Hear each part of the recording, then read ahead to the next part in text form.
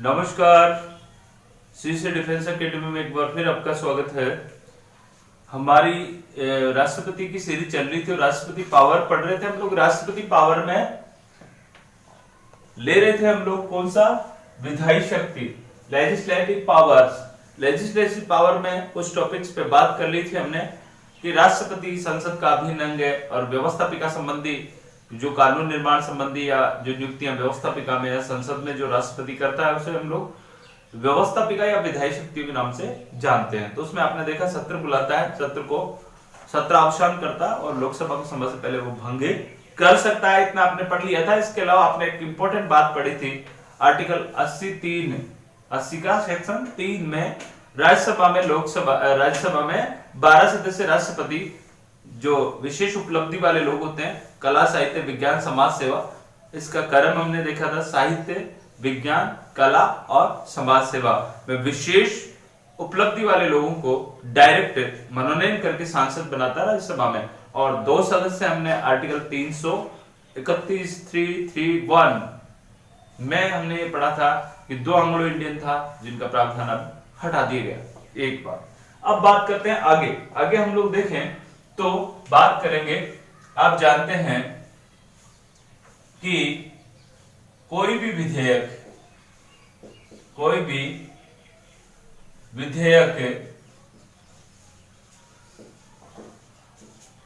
राष्ट्रपति के हस्ताक्षर के बिना कानून नहीं बन सकता। कोई विधेयक राष्ट्रपति के हस्ताक्षर के बिना कानून नहीं बन सकता, क्योंकि आप जानते हैं L+R लोकसभा राज्यसभा। लोकसभा ने पारित किया, राज्यसभा में गया, राज्यसभा ने पारित किया, तो यहां बैठे हुए हैं कौन, आपके प्रेसिडेंट यानी राष्ट्रपति। और राष्ट्रपति के पास जाएगा और राष्ट्रपति उस पर हस्ताक्षर करेगा और हस्ताक्षर करते ही वो विधेयक, अभी तक वो क्या है, विधेयक है, क्या बन जाएगा, कानून बन जाएगा। तो इसके लिए एक आर्टिकल है, आर्टिकल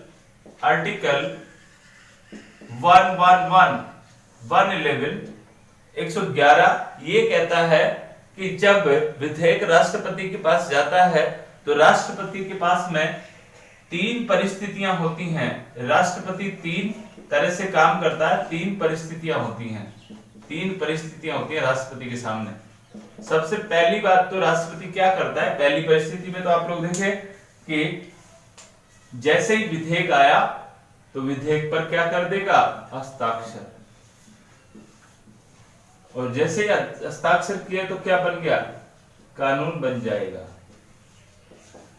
विधेयक राष्ट्रपति के पास आया और जैसे ही विधेयक राष्ट्रपति के पास में आया तो राष्ट्रपति ने उसको पढ़ा और उस पर क्या कर दिए, हस्ताक्षर कर दिए पहली बार, तो वो कानून बन गया। तो किसी प्रकार का कोई व्यवधान नहीं हुआ। जो भी विधेयक है लोकसभा से राज्यसभा से पारित होने के बाद दोनों सदनों ने पारित कर दिया तो राष्ट्रपति के पास जाएगा और राष्ट्रपति उस पर हस्ताक्षर करेंगे तो ही विधेयक क्या बनेगा, कानून बनेगा। तो आया और उन्होंने हस्ताक्षर कर दिया। दूसरी बात, विधेयक आया और उसे वापस लौटा दे। दूसरा काम क्या करता है, विधेयक आया और उसे वो वापस लौटा सकते हैं राष्ट्रपति जी। वापस लौटा दिया, वापस लौटाने के बाद एक बार इसे आप यूं कह सकते हैं, एक बार पुनर्विचार के लिए राष्ट्रपति जी क्या कर सकते हैं, विधेयक को लौटा सकते हैं। एक बार जैसे हमने कहा विधेयक आया, हस्ताक्षर किया, कानून बन गया, यहां खत्म। अगर विधेयक आया, विधेयक को एक बार पुनर्विचार, जैसे राष्ट्रपति जी को लगा कि यहाँ कुछ पेच है, यहाँ कुछ संशोधन होना चाहिए, ये सही नहीं है, तो वो अपनी राय दे सकते हैं, सहमति दे सकते हैं, उसके ऊपर लिख सकते हैं कि इसमें ऐसा थोड़ा सा ये बदलाव कर दे। तो वो विधेयक जहां से आया, लोकसभा से आया तो लोकसभा, राज्यसभा से आया तो राज्यसभा, एक बार पुनर्विचार के लिए वो वापस चला जाएगा, और वापस जाने के बाद अगर उसने जिस जहां गया उस विधेयक पर अगर उन्होंने संशोधन कर दिया तो अच्छी बात है, राष्ट्रपति की बात को मान लिया तो अच्छी बात है, नहीं माना जैसा था वैसा ही वापस भेज दिया तो राष्ट्रपति दोबारा विधेयक आने पर हस्ताक्षर के लिए क्या है, बाध्य है। हस्ताक्षर के लिए क्या है, बाध्य है। यहां से दो बात पूछी गई है। एक बात तो ये था कि पहले जो था वो तो मामला था 42 में संविधान संशोधन का, 42 अमेंडमेंट 1976 में तो ये था कि जो भी विधेयक आएगा उसके ऊपर राष्ट्रपति को हस्ताक्षर करने के लिए वो क्या है, बाध्य है, लौटा नहीं सकते थे। लेकिन जब अमेंडमेंट कर दिया गया 44 अमेंडमेंट 1978 में जनता पार्टी की सरकार ने, तो राष्ट्रपति को यह कह दिया गया कि एक बार पुनर्विचार के लिए वो वापस भेज सकते हैं। यानी इतना सा उनको क्या दे दिया गया, छूट दे दी गई, लेकिन फिर भी वो क्या है, दोबारा अगर आता है तो क्या है, बाध्य है। ठीक है, समझ में आ गई होगी बात। यानी 44 अमेंडमेंट 1976 में यह था कि विधेयक जैसा आएगा उसके ऊपर राष्ट्रपति को हस्ताक्षर करने के लिए वो बाध्य है। लेकिन उसके बाद 44वां संविधान संशोधन 1978 में किया गया और उसमें ये कह दिया गया, ये छूट दे दी गई राष्ट्रपति को कि राष्ट्रपति जी एक बार पुनर्विचार के लिए विधेयक को वापस भेज सकते हैं और दोबारा अगर आएगा तो उस पर हस्ताक्षर करने के लिए बाध्य है। इतना सा छूट दिया गया। तीसरी बात क्या है इसमें, तीसरी बात ये कर दी गई, न तो हस्ताक्षर करे, ना तो हस्ताक्षर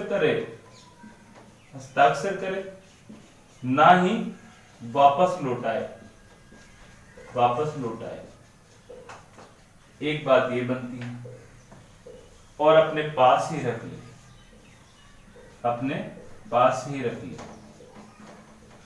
लो जी, ये राष्ट्रपति का एक बहुत बड़ा पावर है। हस्ताक्षर, न तो हस्ताक्षर करे, विधेयक को पढ़े, और न ही उसे वापस लौटाए। अगर वापस लौटा दिया तो इस शर्त में आ जाएंगे, इसलिए उसे वापस क्या करना पड़ेगा, हस्ताक्षर करने पड़ेंगे। न तो हस्ताक्षर करे, नहीं वापस लौटाए, इसका मतलब वो अपने पास रख सकते हैं, ऐसा आर्टिकल 111 में लिखा हुआ है। क्योंकि यहां पर कोई समय सीमा बाध्य नहीं है कि राष्ट्रपति कब लौटाएंगे, इसके लिए समय सीमा तय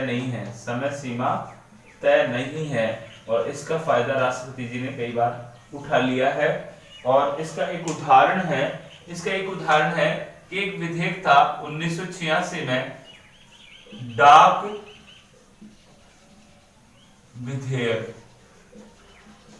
विधेयक था, और उस समय देश के राष्ट्रपति जो थे वो थे सरदार ज्ञानी जैल सिंह। और उस समय देश के प्रधानमंत्री जो थे, यानी गवर्नमेंट जो थी, वो थी राजीव गांधी। देखिए, तो 1986 में राजीव गांधी की सरकार ने राष्ट्रपति जी को एक विधेयक भेजा, और उस विधेयक का नाम था डाक विधेयक भेजा। तो अब राष्ट्रपति के सामने वही तीन स्थितियां बन रही है। कौन सी? या तो हस्ताक्षर करके उसको कानून बना दे, तो उन्होंने पहला काम भी नहीं किया। उन्होंने न विधेयक को वापस लौटाया और न ही पुनर्विचार के लिए लौटाया, न हस्ताक्षर किए। तीसरी बात उन्होंने ये कर ली, क्या कर ली? न तो उन्होंने हस्ताक्षर किए और न वापस लौटाए। तो सरदार ज्ञानी जैल सिंह ज्ञानी थे, ये जैसे ध्यान रखें, ज्ञानी होगा वही करेगा इस तरह का काम। तो ज्ञानी थे, उन्होंने उसको क्या किया, विधेयक को पढ़ा। उस डाक विधेयक बिल में क्या लिखा हुआ था? उसमें ये लिखा हुआ था कि कोई भी चिट्ठी आएगी, किसी भी व्यक्ति की कोई चिट्ठी आई, कोई भी पत्र व्यवहार आ रहा है, तो उस पत्र को पहले डाकिया खोलेगा और उसको पढ़ेगा, और फिर पढ़ने के बाद में वह क्या करेगा, उस व्यक्ति को उससे देगा कि आपकी चिट्ठी आई है। तो ये सही बात है क्या? ये गलत बात है किसी की चिट्ठी पढ़ना, किसी के इंटरनल मामलों को जानना। तो चिट्ठी आई भाई, आजकल तो मैसेज वगैरह होने लगे, लेकिन पहले चिट्ठी का बड़ा महत्व हुआ करता था। तो वहां चिट्ठी आई, वेट कर रहे हैं, और वहां डाकिया उसको पढ़ रहा है और मन ही मन क्या कर रहा है, मुस्कुरा रहा है। अब जिसके पास चिट्ठी पहुंचनी चाहिए उससे पहले ही वो क्या हो गया, ओपन हो गया, तो ये निजता का अधिकार का हनन हुआ।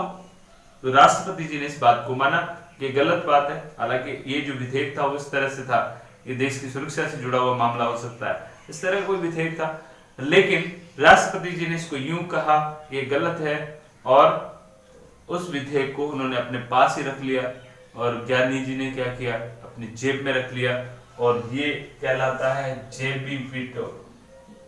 जेबी वीटो, जेबी वीटो, ये राष्ट्रपति का कौन सा पावर है, जेबी वीटो। तो भारत में ऐसे कौन से राष्ट्रपति हुए हैं जिन्होंने जेबी वीटो का प्रयोग किया, सरदार ज्ञानी जैसे।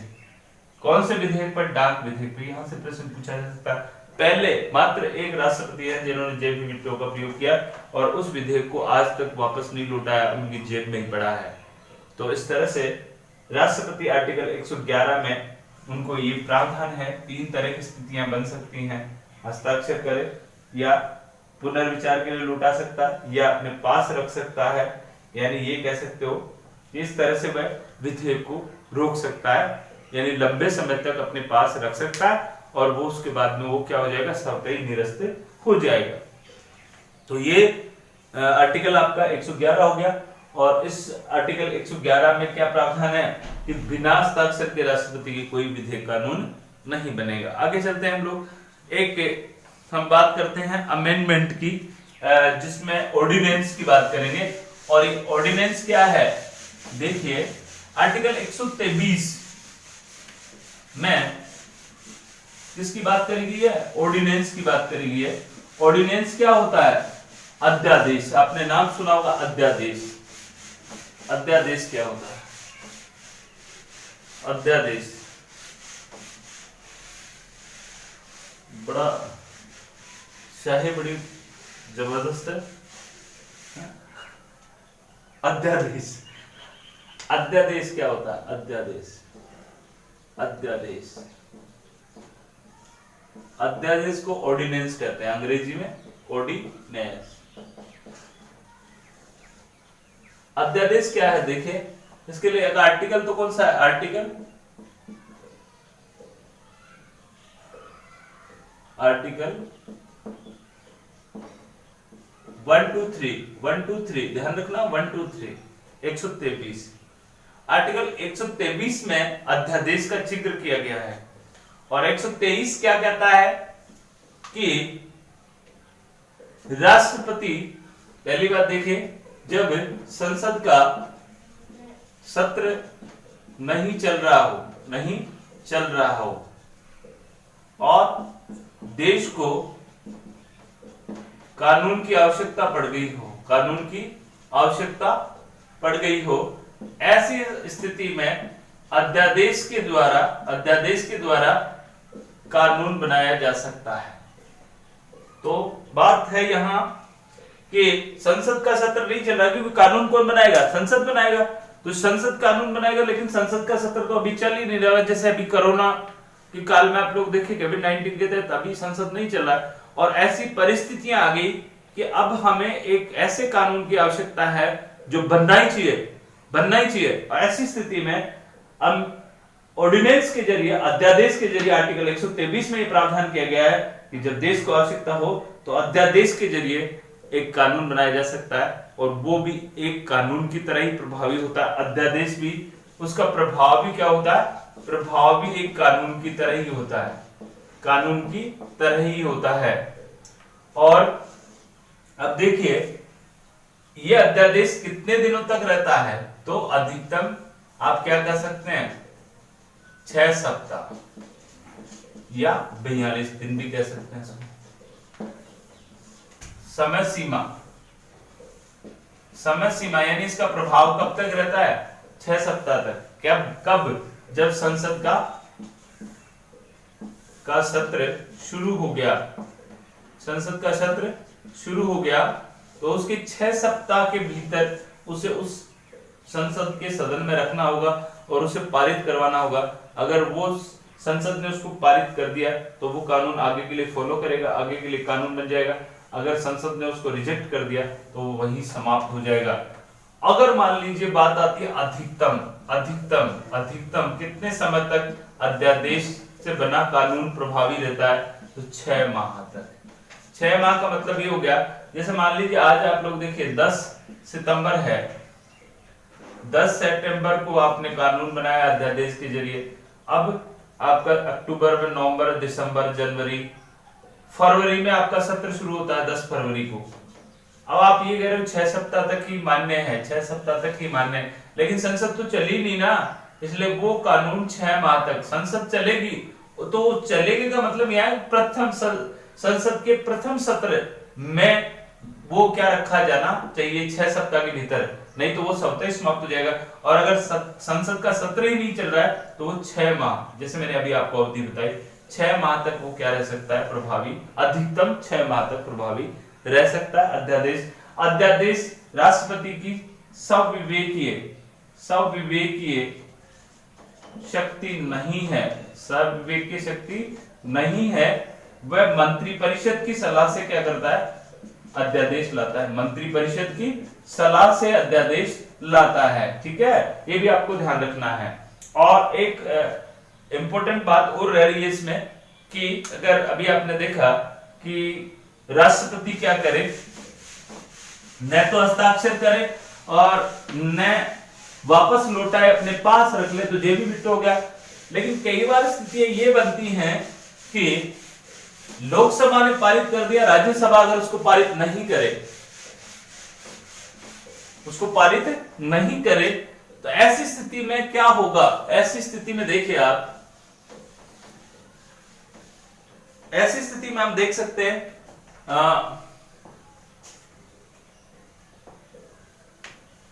जिसको आप कहेंगे संयुक्त अधिवेशन। संयुक्त अधिवेशन, संयुक्त अधिवेशन क्या है, देखिए जैसे ये आपकी लोकसभा है और ये आपकी राज्यसभा है, लोकसभा है, राज्यसभा है, कोई विधेयक है, ये विधेयक है, इस विधेयक को लोकसभा ने पारित कर दिया, राज्यसभा में जाएगा। राज्यसभा साधारण विधेयक को कितने माह तक रोक सकती है, केवल 6 माह तक रोक सकती है। लेकिन राज्यसभा ने अगर उसको पारित नहीं किया उस विधेयक को, और वो विधेयक कहां पड़ा हुआ है, राज्यसभा में पड़ा हुआ है, 6 महीने हो गए, अधिकतम 6 महीने हो गए, ऐसी स्थिति में इन दोनों सदनों के बीच में क्या पैदा हो गया, गतिरोध पैदा हो गया। क्या हो गया, गतिरोध। इसको आप क्या कह सकते हैं, गतिरोध। जब एक सदन ने पारित कर दिया और दूसरा सदन उस विधेयक को पारित नहीं करे और 6 महीने का समय निकल जाए, 6 महीने तक रोक के रख ले, ऐसी स्थिति में एक ने विधेयक को पारित किया है तो दूसरा विधेयक लेके बैठा है, इसका मतलब दोनों सदनों में क्या पैदा हो गया, गतिरोध पैदा हो गया। और इस गतिरोध को दूर करने के लिए, गतिरोध को दोनों सदनों के बीच गतिरोध को दूर करने के लिए राष्ट्रपति,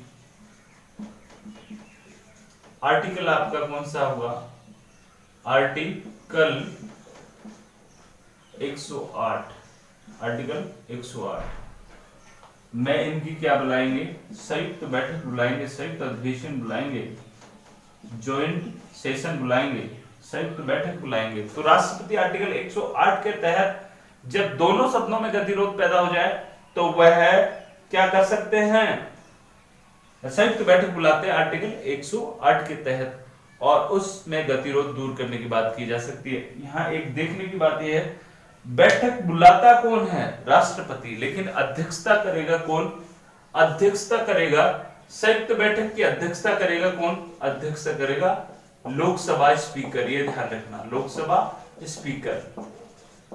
संयुक्त बैठक की अध्यक्षता करेगा लोकसभा स्पीकर। बुलाएगा कौन, बुलाता है कौन, राष्ट्रपति। ये दो प्रश्न यहां से हैं। संयुक्त अधिवेशन बुलाता है राष्ट्रपति, लेकिन उसकी अध्यक्षता करेगा लोकसभा स्पीकर। ये आर्टिकल आपका 118 है और ये आर्टिकल 108 है। ये डिफरेंस देख लेना है, 108 है और 118 में ये प्रावधान किया गया है। अब बात करें क्या अभी ऐसा हुआ है कभी, हाँ हुआ है। अब तक 3 बार संयुक्त बैठक बुलाई गई है, अब तक 3 बार। 3 बार ऐसा समय आया जब संयुक्त बैठक को बुलाया गया। 1961 में दहेज निरोधक विधेयक, और उसके बाद 1978 में बीमा विधेयक, और उसके बाद 2002 में पोटा निरोधक कानून बनाया गया था। पोटा यानी आपका आतंकवादियों से संबंधित। 1961 में पंडित नेहरू, 1978 में मोरारजी देसाई और 2002 में अटल बिहारी वाजपेयी। ये प्रधानमंत्री भी आप याद रखें, अटल बिहारी वाजपेयी, यहाँ पर आपके मोरारजी देसाई और ये पंडित नेहरू बास। इस तरह से 3 बार ज्वाइंट सेक्शन हुआ है अभी तक। 3 बार संयुक्त बैठक बुलाई है राष्ट्रपति ने, 1961 में, 1978 में और 2002 में। उस समय प्रधानमंत्री मैंने बताया। यहाँ आप लोग इसको थोड़ा सा आप लोगों के लिए होमवर्क है कि 1961 में राष्ट्रपति कौन थे, 1978 में राष्ट्रपति कौन थे और 2002 में राष्ट्रपति कौन थे, मिलान कीजिए, ऐसा भी आ सकता है। तो इस तरह से आपकी विधायी शक्तियां कंप्लीट हुई। अब कल हम लोग पढ़ेंगे वित्तीय शक्तियां और न्यायिक शक्तियां। शायद आपको मेरी क्लास पसंद आई होगी, बार बार रिपीट करें, आप लोग अच्छे से सीख पाएंगे।